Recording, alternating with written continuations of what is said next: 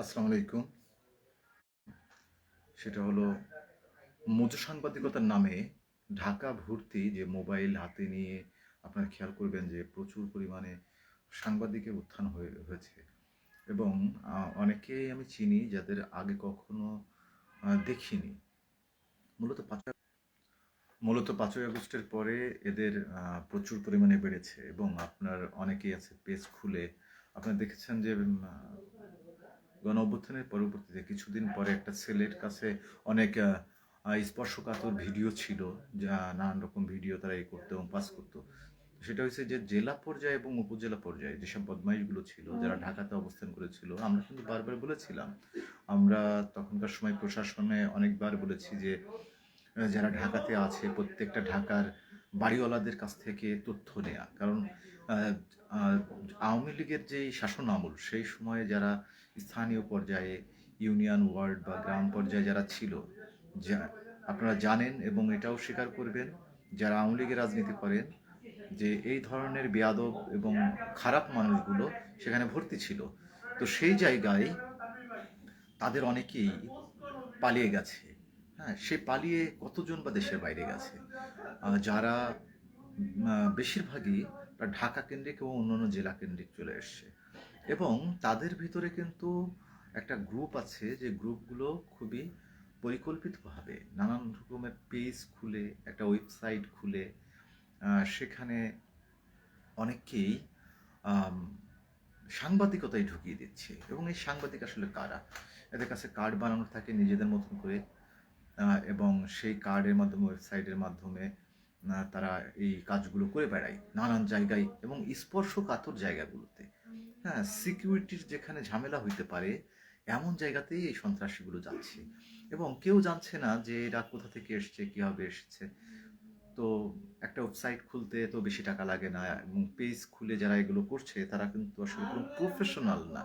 এবং তাদের কথাবার্তা শুনলে আপনারা বুঝবেন আহ, খুব মানে যারা প্রফেশনাল এবং বড় বড় মিডিয়া আছে সেখানে কিন্তু আমরা খুব বাজে প্রকৃতির মানুষগুলোকে দেখছি। কারণ মিডিয়াকে যেভাবে সাজানো দরকার ছিল এবং যে সংস্কারগুলো দরকার ছিল সেই সংস্কারগুলো কিন্তু হয়নি, যার কারণে এই সংকটগুলো তৈরি হয়েছে।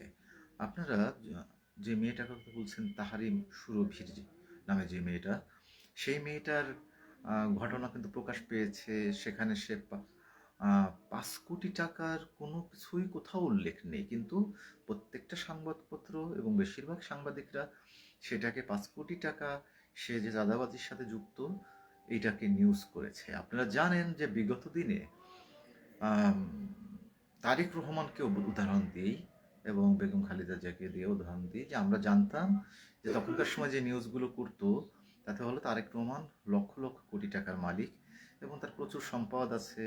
এবং বেগম খালেদা জিয়ার বিষয়ে পত্রিকাগুলোই কিন্তু প্রচার করেছিল যে তার বাসাতে মদ পাওয়া গেছে, নানান আজে বাজে কথা তারা লিখেছিল।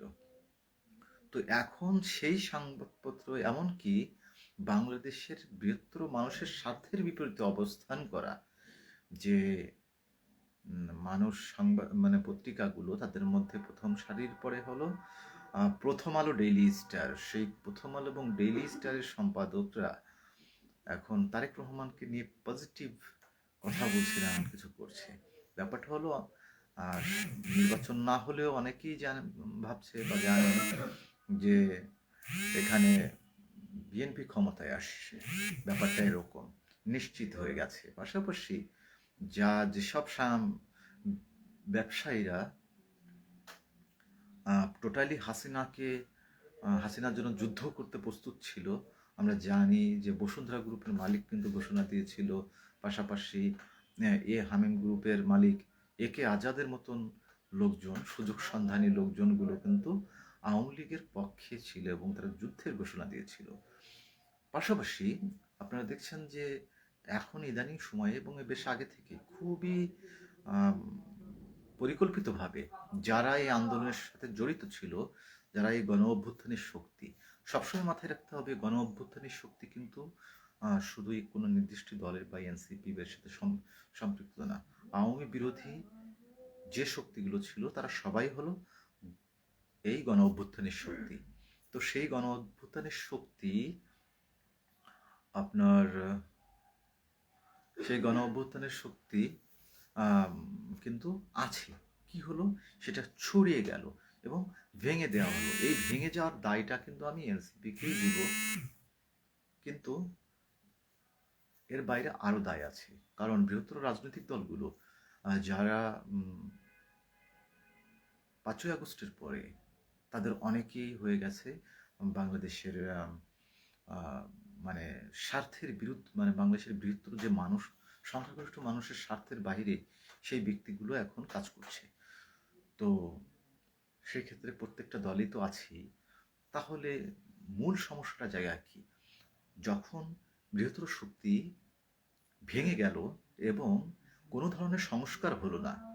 তথ্য উপদেষ্টা হিসাবে 2জন ছিল ছাত্রদের পক্ষ থেকে। হ্যাঁ, আসলে তারা ছাত্রদের পক্ষ থেকে না, তারা নিজেরাই নিজেদের একটা কোরাম বা একটা ফিল্ড তৈরি করেছিল, সিন্ডিকেট তৈরি করেছিল, একেবারেই সেই আমজনতার বাইরে যে গোষ্ঠীর স্বার্থে তারা নিজেদের নিয়োজিত রেখেছিল। যার কারণে কি হয়েছে, যার কারণে সুরভি গ্রেপ্তার হলে আমরা চুপ থাকি এবং সুরভির নামে নানান ধরনের নিউজ হয়। কোনো একজন জুলাই যোদ্ধা, জুলাই যুদ্ধটা আসলে মানে ভালো শব্দ না, এটা একটা আলাদা ধরনের শব্দ, যে গণ অভ্যুত্থানের শক্তির সাথে জড়িত যারা ছিল তারা সামান্য অপরাধ না করলেও বা সামান্য কোনো সংকট তৈরি হলেও তাদের বিরুদ্ধে কিন্তু নানান রকম মিডিয়া ট্রায়াল আমরা দেখতেছি। এবং প্রশাসনের সংস্কার না করার কারণে প্রশাসনিক যারা ছিল, যারা হাসিনার সেবাদাস হিসেবে কাজ করেছে, তারা কিন্তু এখন সেই আগের রূপে ফিরে গেছে। এখন যে কোনো স্টুডেন্ট যদি সে থানায় যায় তাকে কিন্তু বিদ্রূপ করে কথা বলে, আমি নিজেও জানি। কারণ প্রশাসনিক কিছু বিষয় নিয়ে কাজ করার কারণে আমার কিছু অভিজ্ঞতা আছে। সেই অভিজ্ঞতার জায়গা থেকে আমি দেখলাম যে তাদের হয়রানি করা হয় এবং সহজভাবে নেওয়া হয় না। কিন্তু যখনই এই জায়গা থেকে যারা আম, কোনো অপরাধ করে ফেলে, কারণ আমি বলছি যে 71 সালে মুক্তিযুদ্ধ কিন্তু সংগঠিত হয়েছিল এবং দেশ স্বাধীন হওয়ার পরে অনেক মুক্তিযোদ্ধা নামধারী অনেকেই অপরাধ করেছে। পরবর্তীতে অনেক অপরাধী, আমি জানি একজন মারাত্মক ডাকাত, সেও কিন্তু এই করেছে, সে সন্ত্রাসী, মানে মুক্তিযোদ্ধা ছিল, সে ডাকাত হয়ে গেছিল। তো আরো অনেক অপরাধ করেছে। 72 থেকে 75-এর ঘটনা আপনারা জানেন, যারা রাষ্ট্রীয় রাজনীতি করে তারা তো আরো ভালোভাবেই উপলব্ধি করতে পারবে। তো এই যে সুযোগগুলো ছিল, সেই সুযোগগুলো কিন্তু নষ্ট হয়ে গেছিল। কারণ হলো আমাদের বৃহত্তর শক্তিকে ভেঙে দেওয়া হয়। তো এই ভেঙে দেওয়ার কারণে জাসদের যারা ছিল তারা তো 31-40 হাজারের কথা শুনি যে তাদের মেরে ফেলা হয়, তারা কিন্তু বেশিরভাগই মুক্তিযোদ্ধা ছিল। তো তখন তারা মানে তরুণ ছিল। গণ অভ্যুত্থানে যারা জীবন দেয় বা গণ অভ্যুত্থানে যারা নেতৃত্বগুলো এই পর্যন্ত দিয়ে গেছে বা এখান থেকে সামনে এসেছে, তারা বেশিরভাগই কিন্তু তরুণ এবং যুবক ছিল।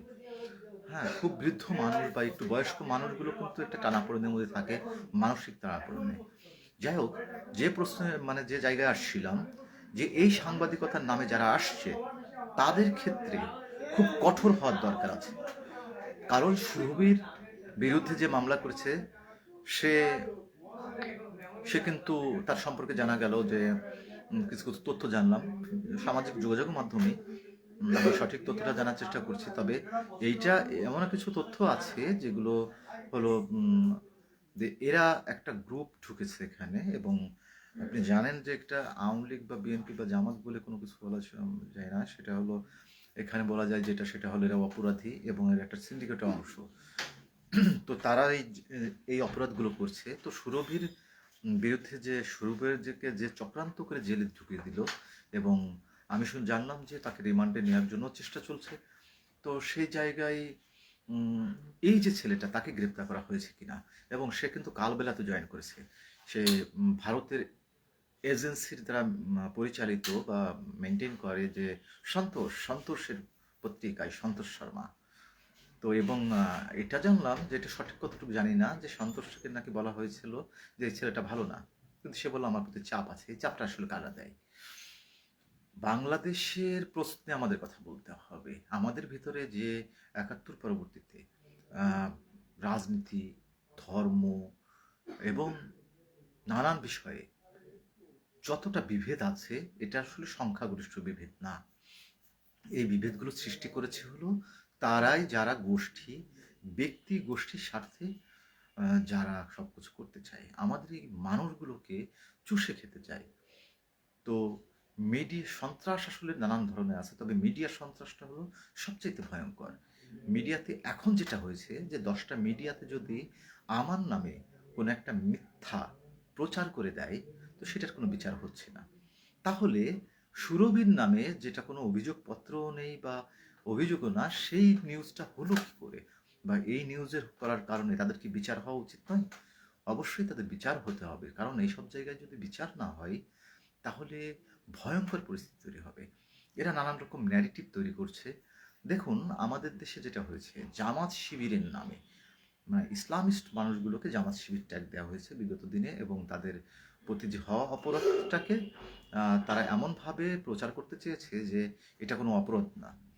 হ্যাঁ, কিন্তু এটা কেন হবে? এটা আসলে তখনকার সময় যে হাসিনা এবং তাদের দাবিদারি প্রতিষ্ঠা করার জন্য। বাংলাদেশে আসলে আমরা যারা দীর্ঘদিন ধরে আন্দোলন করছি এবং ফ্যাসিস্টের বিরুদ্ধে, তারপরে আগ্রাসনের বিরুদ্ধে আমরা যারা কথা বলেছি এবং রাজনীতি করেছি, তারা কিন্তু আসলে হাসিনাকে মূল শত্রু হিসেবে আমরা ধরিনি।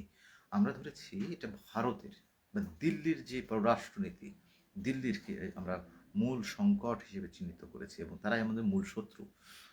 ভারতের সাথে আমাদের যেটা হতে পারে সেটা হলো স্বার্থের যে সম্পর্ক, এটা সর্বোচ্চ হতে পারে। তাদের সাথে আমাদের বিজনেস হতে পারে, বিজনেস যে ঘাটতি আছে এই ঘাটতিটা আমাদের থাকবে না। তবে আমরা নতুন বাংলাদেশের যে কথা বলি, নতুন বন্দোবস্তের কথা বলে অনেক বাটপারি হয়েছে। তো এখন যেটা হচ্ছে, নতুন বন্দোবস্তের নামে আমরা এমন কিছু দেখেছি যেখানে আসলে ওই কিছুই আসলে হয়নি। তাহলে নতুন বন্দোবস্ত কাদের জন্য? নতুন বন্দোবস্ত কি এমন যে 10 জন লোক বা 20 জন লোক বা একটা গোষ্ঠীর জন্য সবকিছুই হবে আর মানুষগুলো থাকবে না? আপনারা, আমি এখানে সংখ্যাগরিষ্ঠ মানুষ হিসাবে আমি জামাত দেখি না, আমি বিএনপি দেখি না, বা আমি আওয়ামী লীগের সমর্থকদেরও দেখি না। কারণ আওয়ামী লীগের সমর্থন ওই সময়ে মানে 24-এর আগ পর্যন্ত বেশিরভাগই, আমি খোলা চোখেই দেখছি যে বেশিরভাগই আওয়ামী লীগের সাথে গা ঘেঁষে চলেছে। আমরা পুরোপুরি বিচ্ছিন্নভাবে চলেছি। কিন্তু সেটা হলো রাজনৈতিক দল হিসেবে আওয়ামী লীগ। কিন্তু দেশে যারা আমাদের মফস্বলে আছে, যারা আমাদের প্রতিবেশী, তাদের ক্ষেত্রে ব্যাপারটা আমরা এভাবে করিনি। যারা অপরাধ করেছে তাদের তো অবশ্যই বিচার হওয়া উচিত, কিন্তু সেটা না করে স্বার্থের রাজনীতি করছে, এবং সেই স্বার্থের রাজনীতি কারণে অনেকেই পার পেয়ে যাচ্ছে। তো যেটা বলছিলাম যে নির্বাচন আসলে আমরা নির্ধারিত সময়ের ভিতরে চাই, কারণ আমরা আসলে নতুন করে কোনো কিছু দেখছি না, এবং নতুন করে কিছু এই মুহূর্তে হয়ে যাবে আমরা তাতেও বিশ্বাসী না। সংস্কারের যে প্রস্তাবগুলো করা ছিল এবং মানুষের যে চাওয়াগুলো ছিল, সেই চাওয়ার জায়গায় কিন্তু বর্তমান সরকার, যে অন্তর্বর্তীকালীন সরকারে যারা আছে, তাদের গায়ে আসলে মাটির গন্ধ নেই, তারা ঘ্রাণটা টের পায় না, যার জন্য তাদের দ্বারা আসলে তেমন কিছুই হয়নি। তো আমরা আসলে 2টা জায়গায় সংস্কার হলে এখন হয়, 2টা জায়গায় খুব কঠিন হতে হবে। সেটা হলো এক, মিডিয়া। হ্যাঁ, মিডিয়ার জায়গায় যে 2জন ছিল তাদের ভিতরে কোনো দর্শনই ছিল না। তারা আসলে কোনো কিছু আমল নিয়ে যেই কাঠামোটা ছিল, টোটালি তো এখানে হাসিনার কাঠামো ছিল, সেই হাসিনার কাঠামো নিয়ে ওখানে ভাই ব্রাদার গ্রুপ তৈরি করে ওখানে যারা অনেক জায়গায় যাদের রাখা হয়েছে নানান রকম সংস্কারের জায়গায়, তারাও কিন্তু ভাই ব্রাদার গ্রুপের মাধ্যমে গেছে। তাহলে আসলে কি হবে? তার মানে সুরভিকে যারা জেলে ঢুকিয়েছে এরকম কালপ্রিট কিন্তু হাজার হাজার তৈরি হয়েছে। তো এই জায়গাটা অবশ্যই, এরা হলো ক্রাইম করছে, তো ক্রাইম যারা করছে তাদের ধরতে হবে। আর কিভাবে এই বড় যে পত্রিকাগুলো আছে যারা খুব প্রচলিত, বহুল প্রচলিত, সেই জায়গায় খুব অল্প সময়ের অভিজ্ঞতা সম্পন্নদের খুব সহজেই চাকরিতে নিয়ে নিচ্ছে, এবং এরা তো বাটপারি করছে, এরা কোনো ধরনের সাংবাদিকতার কোনো সেন্সই এদের নাই। হ্যাঁ, মৌজ সাংবাদিকতা করতেই পারে, তাদের একটা ট্রেনিংয়ের ব্যবস্থা থাকা উচিত এবং সেখান থেকে একটা সার্টিফিকেটের ব্যাপার থাকা উচিত। আর এই যে পেজ দিয়ে যারা এইগুলো করছে, অনেকে আছে, অনেক জায়গায় করছে মোটামুটি। আগে কিন্তু বাটপার যারা ছিল তাদের কিন্তু বড় উম, ছিল, শক্তি ছিল হলো নানান রকম নেতাদের সাথে ছবি তুলতো এবং অ্যালবামে ঢোকাতো। আর এখন এই বাটপারগুলো কিন্তু ছবির রাজনীতি করছে। আমি দেখলাম যে সুরভির যেই সাথে যে যার সমস্যা হয়ে গেছিল, ওই কালপিটটার হলো স্বরাষ্ট্র মন্ত্রণালয়ের যে উপদেষ্টা জাহাঙ্গীর সাহেবের ছবি আছে। তো এই ছবি দিয়ে নানান জায়গায় দেখাই। তো ছবির রাজনীতিটা আসলে দারুণ রাজনীতি, কারণ আমি নিজেও দেখেছি যে আমাদের কিন্তু অনেক জায়গায় প্রমাণ দিতে হয় যে আমি আসলে কে। তো ওরা দেখতে চায়, যেমন মিডিয়াতে ভাইরাল হতে হবে প্রচুর পরিমাণে, এলোমেলো কথা বললেও কোনো সমস্যা নাই। আর ব্যাপারটা এটাই সত্য যে ছাত্রলীগে যেসব সন্ত্রাসী ছিল এবং এর বাইরেও বাটপার যারা আছে, তারা এখন সাংবাদিকতায় এসেছে। অনেক ছাত্রলীগের কর্মী এখন মজু সাংবাদিকতা করে, এদেরকে চেনা এখন অনেক কষ্টের। আপনি বলবেন এক কথা, এরা প্রচার করবে আরেক কথা। তাই সাবধান এখনই হতে হবে। যে কেউ সাক্ষাৎকার চাইলে তাকে সাক্ষাৎকার দেওয়া যাবে না, তার পরিচয় কনফার্ম হয়ে তাকে সাক্ষাৎকার দিতে হবে। আমাকে অনেকেই কিন্তু সাক্ষাৎকার দিতে বলে এবং নানান বিষয়ে ইস্যু নিয়ে, বিতর্কিত ইস্যু নিয়ে কথা বলতে বলে, কিন্তু আমি অনেক জায়গায় সে কথাগুলো বলি না। আমি চাই যে রাজনীতিটা এমন না যে মিডিয়াতে প্রচুর পরিমাণে ভাইরাল হয়ে যেতে হবে। এর চেয়ে ব্যাপারটা হলো যে আমাদের যে শুদ্ধ চিন্তা, হ্যাঁ রিপন ভাই, আমাদের যে শুদ্ধ চিন্তাটাকে ছড়িয়ে দিলাম। কেউ যদি সেই চিন্তার কথাগুলোকেই নিজে বলে, তো ওইটাই আমাদের কৃতিত্ব। এর বাইরে আমরা আসলে অন্য কিছু ভাবছি না। তো এটাই মোট কথা, যারা দায়িত্বশীল আছে, যারা এই মানে দায়িত্বশীল আছে তথ্য মন্ত্রণালয় এবং প্রশাসনের, তাদের এই বিষয়গুলোকে গুরুত্ব দেওয়া উচিত। অনেক সময় এই যে ক্রাইমগুলো হচ্ছে সাংবাদিকতার নামে, এবং এই যে মজুর সাংবাদিক বা যে কোনো জায়গায়, এদের একটু কনফার্ম করা উচিত এদের কতদিন এরা কাজ করেছে বা কোথা থেকে এসছে। কারণ যদি 5ই আগস্টের পরে, আমরা এই কথাটা বলেছিলাম সেপ্টেম্বরে, মানে সেপ্টেম্বরে বলেছিলাম যে প্রত্যেকটা বাড়িওয়ালার কাছ থেকে তথ্য নিতে, যে এখানে তার বাড়িতে 5ই আগস্টের পরে কারা কারা এসছে, তাহলে খুব সহজভাবে বেরিয়ে যেত যে এখানে কোনো সন্ত্রাসী আছে কিনা। বিগত 15-16 বছর ধরে হাসিনার শাসন আমলে ভয়ঙ্কর ভয়ঙ্কর সন্ত্রাসী তৈরি হয়েছিল। সেটা বাংলাদেশের গ্রামের যারা মানুষ তারা কিন্তু বলতে পারবে, শহরতলির মানুষ যারা উপজেলা জেলা পর্যায়ে, তারা কিন্তু এখন ঢাকার আশেপাশে ঘুরে বেড়াচ্ছে। অনেকে খুব স্বাভাবিক আচরণ করছে, কিন্তু তাদের বডি ল্যাঙ্গুয়েজ আমরা পড়তে পারি। আমি শাহবাগে কয়েকদিন আগে একজনের সাথে কথা বলেছি, তার বাড়ি কুষ্টিয়াতে, এবং তাকে দেখে আমি কয়েকদিন দেখলাম, দেখে একদিন নিজে থেকেই কথা বললাম ডেকে নিয়ে। আমার কাছে সেটা স্বাভাবিক মনে হয়নি। তো এরাই এখন আছে। পাশাপাশি যারা জেলে নানান অপরাধে সংগঠিত করে জেলে যাচ্ছে, তাদের আবার জামিন দিয়ে দেওয়া হচ্ছে।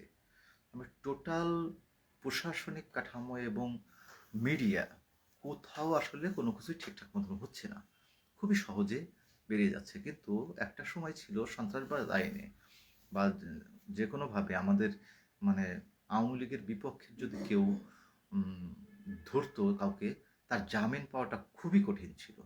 মানে 6 মাস 1 বছরের মধ্যে কোনো জামিন হয়নি, এবং যারা ইসলামিস্ট তাদের কিন্তু জামিনই দিত না। এমন আছে তো 5-7 বছর তাদের কোনো জামিনই দেয়নি।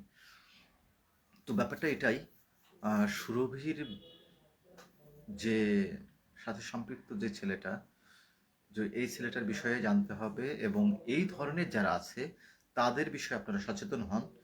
যারা পলিটিক্যাল পার্সন আছেন, রাজনীতিবিদ আছেন, তারাও এটা খেয়াল রাখবেন যে এখানে কিন্তু অনেকেই তথ্য করতেছে সংগ্রহ করে।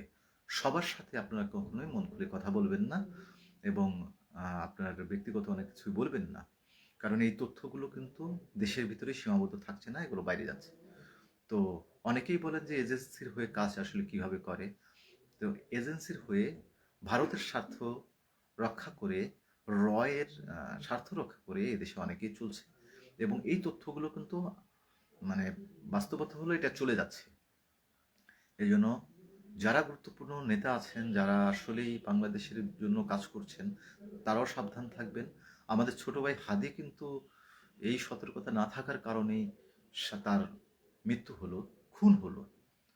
তো পরিশেষে এটাই বলতে চাই যে আপনাদের চোখ কান খোলা রাখতে হবে। নির্বাচনের আগে আরও ভয়ঙ্কর ভয়ঙ্কর ঘটনা ঘটতে পারবে, কে কোথায় যাচ্ছে, এই তথ্যটা কিন্তু সাংবাদিকরা খুব ভালো দিতে পারে। হ্যাঁ, অনেক সাংবাদিক আছে যারা এই পেজ চালায় কিন্তু তাদের বাইক আছে, দামি বাইক। হ্যাঁ, তারা এই তথ্য মানে এই বাইকগুলো কোথায় পেয়েছে। আমরা যারা রাজনীতি করি, দীর্ঘদিন ধরে কাজ করছি, আমরা যারা ৫ই আগস্টের পরে কোনো ধরনের সুবিধা নেইনি, আমরা যারা চাচ্ছি যে একটা বড় ধরনের পরিবর্তন হোক, সুন্দর হোক সমাজ, তারা কিন্তু এখানে তেমন কিছুই করতে পারিনি। আমরা আমাদের ছেলেপেলে যারা আছে, ছোট ভাই আছে, তাদের চায়ের খরচটা দিতে গেলেও তো আমাদের পকেটে টান পড়ে যায়। আর যেহেতু মোটামুটি রাজনীতির সাথে সম্পৃক্ত, রাজপথের একজন কর্মী, সেখানে অনেক দায় থাকে। যাই হোক, এই দায়ের জায়গা থেকেই বললাম যে এই বিষয়ে তারা ঊর্ধ্বতন কর্তৃপক্ষ, এবং এই বিষয়ে আমরা অবশ্যই স্মারকলিপি দেব দায়িত্বশীলদের কাছে, প্রধান উপদেষ্টা, স্বরাষ্ট্রমন্ত্রী এবং অন্যান্য যারা আছে তথ্য উপদেষ্টার কাছে। আমাদের সবাইকেই সচেতন হতে হবে এবং সতর্ক থাকতে হবে। ধন্যবাদ।